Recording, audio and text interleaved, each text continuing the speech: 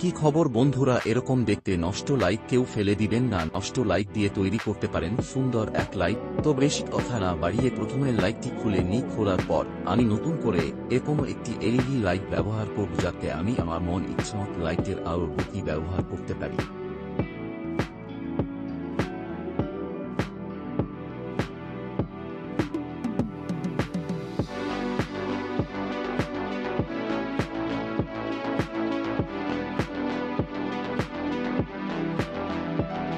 আগের light circuit অনুযায়ী অল্প ছোট, তাই নিচে আমার মন পছন্দের একটি হিট সিং বসিয়ে দিলাম।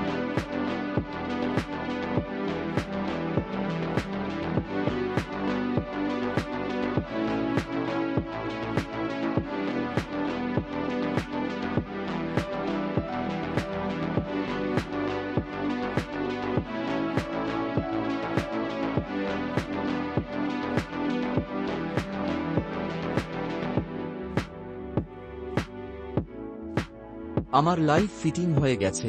এখন আমি ঘরে লাগিয়ে দেখব লাইটের কালার ও ঠিকঠাক কাজ করে কিনা।